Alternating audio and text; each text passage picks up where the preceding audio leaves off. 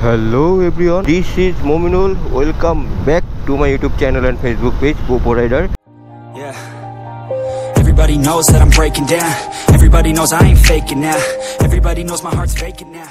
সৌন্দর্য দেখেই বুঝতে পারতেছেন আমি কই আছি। আমি আছি হচ্ছে গিয়ে এক্সপ্রেস হাইওয়েতে। আমি আবার বাড়ি চলে যাচ্ছি পূজার ছুটিতে। পূজার ছুটি পড়ে গেছে, কালকে একটা কাজ ছিল, বাড়ি থেকে ঢাকায় আসার দরকার ছিল। দেন কাজটা শেষ করে এখন বাড়ি চলে যাচ্ছি। আর আমার প্রিপারেশন সেরকম না, হাতের গ্লাভস নেক গার্ড টেক গার্ড কিছুই পরা নাই। এই কারণে বাড়ি থেকে এসে অফিসে রেখে গেছিলাম। এখন যখন যাচ্ছি, বাসা থেকে যাচ্ছি, তো ভাবলাম যে এখন দুপুর সময় গ্লাভস পরে গরম টরমের ভিতরে নিজের শরীরের যে ভারটা এটা না বাড়াই, একটু রিল্যাক্সে যাওয়ার চেষ্টা করি। সো আমি বেশি স্পিডে যাব না, যেহেতু পূজার ছুটি চলতেছে। এক্সপ্রেস হাইওয়ের উপরে মেবি স্পিড গান আছে আর ছুটির একটা মহড়া চলতেছে পূজার। সো অনেক গাড়ি ঢাকার বাইরে যাচ্ছে, এই জন্য আর কি যে এই ট্রাফিক পুলিশ কিংবা হাইওয়ে পুলিশের যে তৎপরতাটা সেটা আর কি ভালোই থাকবে। আস্তে আস্তে রিল্যাক্সে যাওয়ার চেষ্টা করব। ভাইয়া তো পুরাই একেবারে পাংখা, অবশ্য এরকম পাংখা মাঝে মাঝে আমিও হয়ে যাই। 85তেই হিট করব, এর বেশি স্পিড আমি তুলব না, কারণ এর বেশি স্পিড তুললে যে কোনো সময় কেস খেয়ে যেতে পারি। তো আমি এই পাশটা একটু আস্তে আস্তে চালাবো। আর আমার বাইকের টায়ারের যে কন্ডিশনটা সেরকম ভালো না। পিছনে মেঘের অবস্থা দেখছেন, লুকিং গ্লাসে কতটুকু কি দেখা যাচ্ছে জানি না। পিছনে কিন্তু প্রচুর পরিমাণের মেঘ করছে। এই মেঘ যদি নামে তাহলে কিন্তু ভিজতে হবে। এই মেঘ নামার আগে রোদের আলো থাকতেই চলে যাচ্ছি। এখন যখন যাচ্ছি বাজে অলমোস্ট 1টা, মাত্র আজান দিল। আবার ঢাকা আসবো ইনশাল্লাহ 5 তারিখ কিংবা 4 তারিখ রাতে, এরকম একটা ইচ্ছা আছে। এই যে ডিভাইডারে লাল হলুদ গোলাপি সাদা ফুলগুলো ফুটে আছে, এই ফুলগুলো দেখতে ভালোই লাগতেছে। আর লোহজন থেকে আসার সময় আপনাদেরকে আসার ভিডিও দিতে পারছিলাম। আমি যখনই বাড়ি যাই যাওয়ার ভিডিও সেরকমভাবে দিতে পারি না, কারণ রাত্রে যাই। আজকে যাওয়ার একটা ভিডিও করলাম ঢাকা টু বাড়ি। এই যে দেখতেছেন কাশফুল, এই যে প্রচুর পরিমাণে কাশফুল, আর রোদের আলোতে চিকমিক করতেছে। সাদা চিকমিক কলিগুলো ঝিকমিক করতেছে রোদের আলোতে। আবদুল্লাপুর এক্সিট হাতের বামে, এক্সিট নিব না আমি, মাওয়া N8-এর যে রোডটা আছে সেটা দিয়ে চলে যাব নিমতলি হাতের বামে, মাওয়া সোজা। দুটা রোডের অ্যাটাচ সেটাই হচ্ছে গিয়ে এটা। সামনে মেবি একটা ফ্লাইওভার, আবদুল্লাপুর ফ্লাইওভার। এই যে এইটাই। আমি ফুটেজ বেশি নষ্ট করবো না, পদ্মা সেতুর যে ফুটেজটা দিনের বেলার, সেই পদ্মা সেতুর ফুটেজটা নেওয়ার চেষ্টা করব। ফিলিং স্টেশন 500 কিলোমিটার, আসলেও ফিলিং স্টেশন 500 কিলোমিটার। এটা হচ্ছে কি পদ্মা সেতুর সাথে অ্যাটাচড ফিলিং স্টেশন, কাজ চলতেছে, এখনও অ্যাক্টিভ না। আর যদি ফুয়েল লাগে ঢাকা থেকে বেরোনোর আগে আমরা যারা আছি পর্যাপ্ত পরিমাণের ফুয়েল নিয়েই বেরোবো। রাস্তার মাঝখানে যে কোনো প্রকারের যে কোনো দুর্ঘটনা কিংবা যে কোনো অপ্রীতিকর ঘটনা এড়ানোর জন্যই আর কি যে গন্তব্য, তার থেকে একটু ফুয়েল বেশি নিয়ে নেবো যদি পারি। সামনে যখন আছি জাতির পিতা হযরত ইব্রাহিম আলাইহিসসালাম এক্সপ্রেস হাইওয়ে টোল প্লাজায় আছি। তো টোলটা দিব এবং দেন একবারে পদ্মা সেতুতে গিয়ে আসার চেষ্টা করব, কিংবা যদি আরো সুন্দর ভিউ পাই সেটাও আপনাদেরকে দেখানোর চেষ্টা করব। এখন যখন যাচ্ছি মোটামুটি সুন্দর একটা ভিউ পাইছি, যেটা আর কি আপনাদেরকে একটু দেখানোর চেষ্টা করতেছি। বিশাল বিরক্তিকর, তার সাইড দিতেই হবে, তার সাইড লাগবেই, এই হচ্ছে কি অবস্থা। এই যে মেঘটা, এই মেঘটার যে ছায়াটা, সেই ছায়াটা এই পুরোটা জায়গা আর কি দেখা যাচ্ছে, মানে মেঘের ছায়াটা। পিছনে রোদ ফেলায় আসছি, আবার সামনে রোদ। এই জিনিসটাই আর কি সাধারণত পাহাড়ের যে ফিলটা দিল। আমার ভাইজার খোলা আছে, একটু নয়েজ থাকতে পারে, যেটা আর কি ক্ষমা সুন্দর দৃষ্টিতে দেখবেন। ঠান্ডা বাতাসের যে ফিলটা, সেই ঠান্ডা বাতাসের ফিলটা পাচ্ছি। আমার হাতের ডান সাইডে একটা রেল স্টেশন আছে, শ্রীনগর রেল স্টেশন। মেবি আমি ওই যে 86, 85, 90, 80 এরকমই হিট করে চলে যাওয়ার চেষ্টা করব, কারণ স্পিড গানের যে ঝামেলাটা সেই ঝামেলাটা পড়তে না হয়। ওই যে সামনে আবার রোদ ঝলকাচ্ছে, পুরোটাই একটা পাহাড়ের ফিল দেওয়ার চেষ্টা করলাম। জানি না কতটুকু কি পাহাড়ের ফিল দিতে পারছি। এখন যখন আমি যাচ্ছি সামনে পদ্মা সেতুর টোল প্লাজা 2 কিলোমিটার আছে, তো লোহজন উপজেলায় আছি। আমাদের যেতে হবে হাতের বামে ঢুকে, সামনে যেটা আছে সেই ওজন মাপার স্কেলের যে অফিসটা, সেই অফিসটা এই যে সামনে ট্রাক এদিক দিয়ে ঢুকে আর কি ওজন টোজন মাপে। তো ওইখান থেকে একটা ছাড়পত্র নিয়ে দেন হয়তো বা ওদের টোল দিতে হয়। হয়। তো আমরা হাতের বামে ঢুকে যাব। তো বামে ঢোকার আগে একটু কাজ বাজ আছে, একটু রিফ্রেশ হয়ে নিতে হবে, পানি খেতে হবে এবং ওয়াও সুন্দর একটা জিনিস দেখলাম, তো এটাই খাবো। জুস টুসের দোকান আছে, একটা নতুন জিনিস দেখলাম, আগে একটা খাই তারপরে আপনাদের সাথে আসি। চরম জিনিস, এই যে জিনিস, এই জিনিস আর কি পাওয়াটা খুব টাফ। আমরা আগে দেখছি যে মেশিন দিয়ে চালাইতো, এখন মামা হাত দিয়ে চালায়। এইটা ডিটেলস চালাইতে চালাইতে বাইক বলতেছি। তো এখন এখান থেকে টাটা।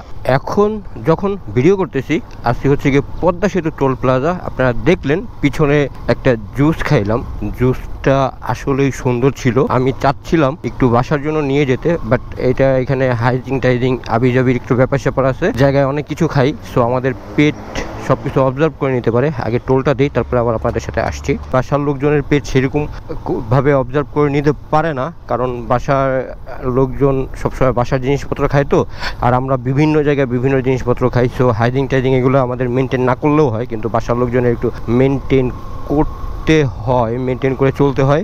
কিন্তু হয়তো বাসায় করে খেতে পারি নিজের হাতে, এরকম একটা ইচ্ছা আছে, কিংবা এরকম একটা ইচ্ছা নিয়েই বাসার দিকে যাচ্ছি। এখন যখন যাচ্ছি টোল প্লাজা থেকে পদ্মা সেতুর উপরে ওঠার যে রোডটা আছে সেই রোডটা দিয়ে যাচ্ছি। যে জিনিসটা আপনারা পিছনে দেখলেন খাইতাম আগে, এই জিনিসটা বহুত দিন পর খেলাম, বহুত দিন পর। আগে আমি বান্দরবন বলিপাড়া নামক এলাকাটায় থাকতাম, তো বান্দরবন থেকে বলিপাড়ার যেই চেকপোস্টটা আছে সেই চেকপোস্টে পর্যটকদের জন্য ঠিক এরকম ভাবে বানিয়ে খাওয়ানোর একটা ব্যবস্থা ছিল। যেহেতু ওখানে থাকতাম আমি প্রতিদিনই খেতে পারতাম, ওই কথাটা মনে পড়ে গেল। এটা ছিল পেঁপের জুস, যেটা আর কি কেনা শরীরের জন্য প্রচুর পরিমাণের উপকারী। শরীরের জন্য উপকারী হওয়ার কারণে আমি একসাথে 2 গ্লাস মেরে দিয়েছি ভাই, কিছু করার নেই, কিংবা চোখে মনে হয় এটা ভালো আমার জন্য, তো সেটা 1 গ্লাস 2 গ্লাস কোনো ব্যাপার না। এখন যখন আমি যাচ্ছি পদ্মা সেতুর উপর দিয়ে, ওই যে একটা চর উঠছে, চরের উপরে প্রচুর পরিমাণের কাশফুল।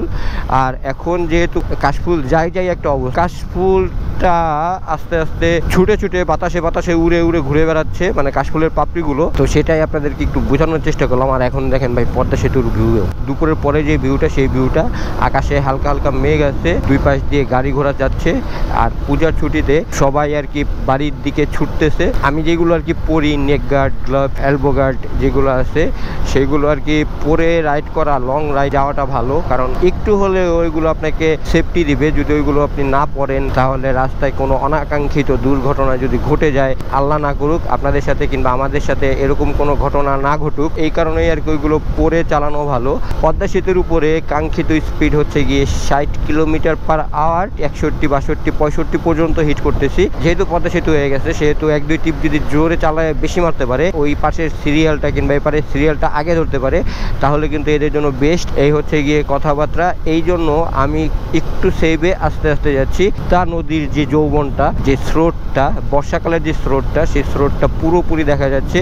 এই যে সে জোয়ারের পানির যেই গতিটা, সেই গতিটাও বোঝা যাচ্ছে উপর থেকে খুব সুন্দরভাবে। ক্যামেরায় বোঝা যাচ্ছে না আমি জানি, বাট তারপরেও আমি আমার নিজের চোখে দেখতে পারতেছি খুব সুন্দরভাবে। তো ওই যে ছোট একটা ট্রলার, মেবি এটা মাছ ধরার ট্রলার, দূর থেকে অনেক ছোট দেখা যাচ্ছে।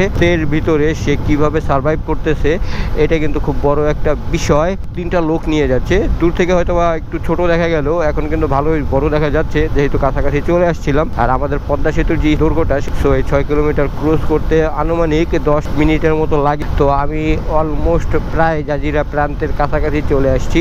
আর এই পাশে আকাশের যে ভিউটা ভাই চরম লাগতেছে, কারণ হালকা মেঘ আর হালকা সাদা, আবার ভিতরে সৌন্দর্যতা ফুটে উঠছে জটিলভাবে। সামনে একটু জঞ্জালের মতো দেখা যাচ্ছে দূর থেকে, এটা আসলে কিসের জঞ্জাল কিংবা কি, হয়তো বা কোনো ট্রাফিক পুলিশ কিংবা কোনো প্রাইভেট কার নামায় কিংবা দাঁড়ায় ছবি তুলতেছে। এর কারণে আমার লেন চেঞ্জ করা লাগবে, মানে সার্ভিস লেন যেটা আমাদের ছিল সেটা থেকে চেঞ্জ করে এখন যাওয়া লাগবে হচ্ছে কি মেন রোডে, যেটা দিয়ে বাস চলাচল করে। এই জিনিসটা কিন্তু একটুও ভালো না। পদ্মা নদীর যেই স্রোতটা, এখন পদ্মা নদীর স্রোতের উপরে আছি, খুব সুন্দরভাবে স্রোতটা দেখা যাচ্ছে। যে বিল্ডিং এর সামনে পদ্মা নদীর পার ঘেঁষে যে চরটা, সেই চরে প্রচুর পরিমাণে বিশাল কাশফুলের বন দেখা যাচ্ছে। লাল যে টিনের ঘরটা খুব সুন্দরভাবে দৃশ্যমান হয়ে আছে, অনেক দূর থেকে দেখা গেছে লাল টিনের ঘরটা। এই সাদার ভিতরে কিংবা রোদের আলোতে লাল কোনো কিছু কিন্তু খুব সুন্দরভাবে অনেক দূর থেকে দেখা যায়, লাল এবং হলুদ, যেটা আর কি হাইলাইট করে দেয়। অনেক দূর থেকে মনে হচ্ছে যে কুয়াশা একটা ভাব। পদ্মা সেতুর উপর থেকে অনেক দূর থেকে দেখা যায় পুরোটাই সবুজ। আর এই কুয়াশা কুয়াশা ভাবটা কিন্তু আদৌ কুয়াশা না, এটা হচ্ছে গিয়ে রোদ এবং দূরের যেই ভিজিবিলিটি, সেই ভিজিবিলিটির কারণে মনে হচ্ছে যে কুয়াশা কুয়াশা। ওপারে স্পিড গানের কোনো ঝামেলা না পেলেও এপারে হয়তো বা স্পিড গানের ঝামেলা থাকতে পারে, যেই কারণে আর কি আমি আসতে আমার যে কাঙ্ক্ষিত স্পিড 70-80 সেটাতেই হিট করে যাব। এখন যখন আসি জাজিরা প্রান্তে নেমে গেছি, সো আমি ভাঙা দিয়েই যাব, বাট ভাঙা পুরোটা যাব না, আমি ভাঙার সামনে এক্সপ্রেস হাইওয়ের যে টোল প্লাজাটা আছে ভাঙা প্রান্তের, তার আগ দিয়ে হাতের বামে ঢুকে যাব, যেটা কিনা মালিগ্রাম কিংবা মালিগ্রাম নামে পরিচিত। সেই জায়গা দিয়ে হাতের বামে ঢুকে যাব। ওই জায়গা দিয়ে যদি হাতের বামে ঢুকে যাই তাহলে আমি আমার কাঙ্ক্ষিত জায়গা আমার বাড়িতে চলে যেতে পারবো, যেটা কিনা মাদারীপুর টেকেরহাট। ট্রাফিক পুলিশ কিংবা আইনগত কোনো ঝামেলায় আমি পড়ি রাস্তার মাঝখানে, সেভাবেই আমি যাওয়ার চেষ্টা করব এবং যাব। এখন যখন আমি যেখানে আছি সেখান থেকে মালিগ্রাম যেখান দিয়ে আমি ঢুকবো সেখানে হচ্ছে গিয়ে 1 কিলোমিটার বাকি আছে যেতে। আমি ভাঙার যে রোডটা আছে সেই রোডটায় যাব না, আর মালিগ্রাম দিয়ে বাইপাস নিলে ডাইরেক্ট আমার এলাকায় গিয়ে পৌঁছায়। তো আমি হাতের বায়ে ঢুকে দিয়েছি অলরেডি। তো এখন আসি মালিগ্রাম 426 মিটার। আমার যে জায়গাটা সেই জায়গাটা থেকে ছিল মালিগ্রাম রোড পদ্মা সেতুর এক্সপ্রেস হাইওয়ের সাথে সংযোগ করা। তো আমি বায়ে ঢুকে গেছি।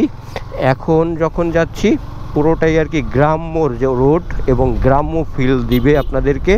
ভিডিওটা আমি করছিলাম ঠিক মতনই, কেটে ফেটে যতটুকু রয়েছে ততটুকুই হচ্ছে গিয়ে 6 মিনিটের মতন একটা ডিউরেশন রয়েছে।